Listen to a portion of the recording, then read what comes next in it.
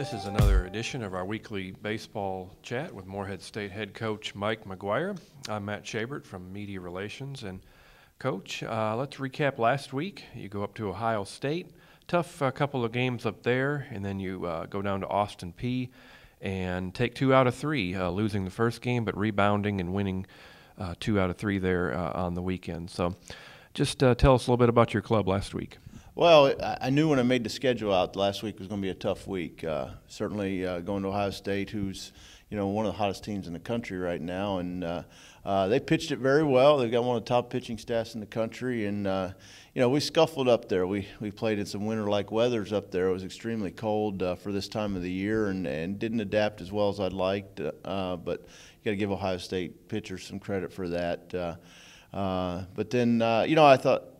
Obviously we turned the page, went to Austin Peay and played a grueling 3-game series there that honestly either team probably could have won 2 out of 3 and we could have won just as easily Friday night as we ended up winning Saturday and Sunday.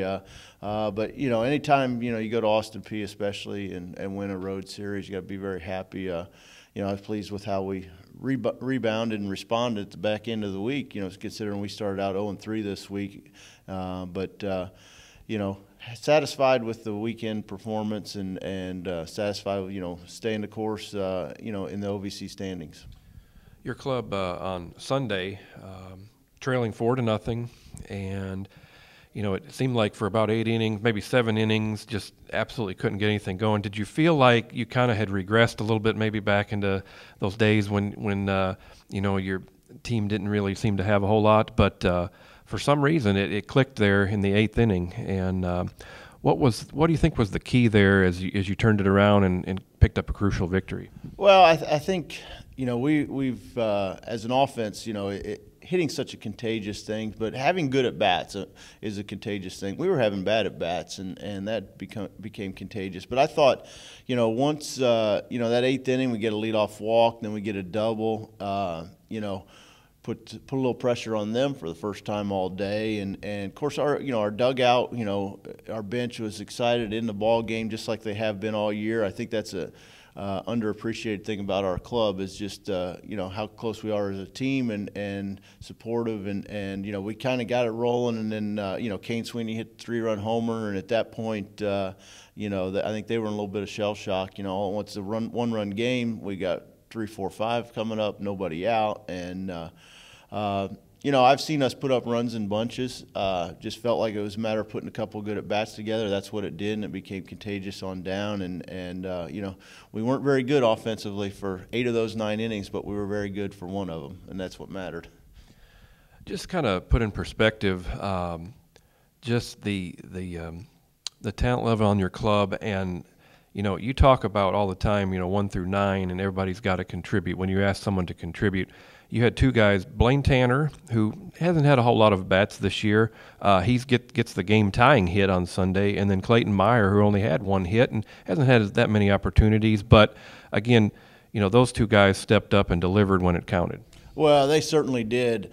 We have some other guys that get a lot of the headlines and accolades, and deservedly so. They're having great years. But, I think we've taken off as a club offensively when we started getting contributions from the bottom half of our lineup. And then you look, Blaine Tanner's a kid that probably would have played a lot more for us, but was injured in the preseason, had been limited. He's just now back to where he's able to throw, close to 100%. And, has had good at bats for us in some, spots in the past. And, and Clayton Meyer's a kid that hasn't gotten many opportunities, and it's tough. I mean, when he's an outfielder, and when you look out there, and Nick Newell's hitting 380, and Brian Kent's hitting 360, Brandon Rawls hitting 360, where's he going to play? And but credit to him, great attitude, ready to play every day, still works at his craft, even though he gets, knows he's going to get limited opportunities, and was ready when called upon. And I think that's the mark of a good club. And again, we got so many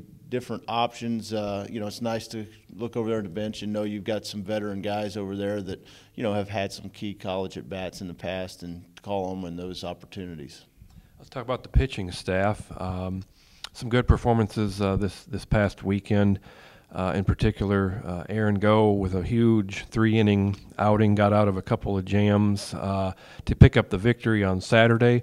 And then David Calderon had his longest outing of the year on Sunday. Yeah, I thought this week we pitched very well, over a 5-game span, and I think it shows, sometimes our pitching numbers are a little misleading playing, home games. We get on the road and it's like, we can pitch it pretty well, now that once, a fly ball's not a home run all the time. And, Aaron Go came in a key spot for us, on Saturday with a 1-run lead, second, third, nobody out. In the 7th, pitched out of that, gave up no runs. First and third, 1 out in the 8th, got a big double play ball, and then had a quick 9th inning. And, really, Aaron's a veteran guy, and he's battled some things, and we're very comfortable with him out there. And very excited about David Calderon's outing. That was an awesome piece, a very good offensive club. I thought he pitched very well, his best outing of the year, pitched deep into the ball game. He did give up 4 runs, but he made them earn them. I mean, they hit a 3-run homer and a solo homer, and 3 walks over 7 innings, and that's been his bugaboo. So very excited about that. But just in general, how we pitched all week, I thought Pat McGuire pitched very well at Ohio State. I thought Hump pitched well again on Friday, and we were right there with a chance to win that ball game on Friday. So, I think our pitching's coming into its own, and we're getting better. And it's when you see the young guys like Calderon getting better, McGuire getting more experience pitching better. So, I think that sets us up because obviously you get to the postseason, you need more than 1-2 arms. You need a lot of guys, and a lot of guys are stepping up. 3 weekends in OVC play left, a couple of midweek games as well. So quickly, we'll wrap it up this week and just sort of preview. You got Northern Kentucky on Wednesday, and then Eastern Illinois coming in for the weekend. Yeah, Northern Kentucky here Wednesday, and obviously, when you got a little win streak going, feeling good about where we're at, you just want to keep it going. So we want to be ready to play Wednesday, and when we play Northern Kentucky, and then Eastern Illinois coming here this weekend. Obviously, they've struggled, as a program this year, but I think they've won 6 out of their last 10. I think they had a real tough start out of the gate where they couldn't get outside, played some tough competition. Had a long losing streak, but they won. One series last weekend against Eastern Kentucky.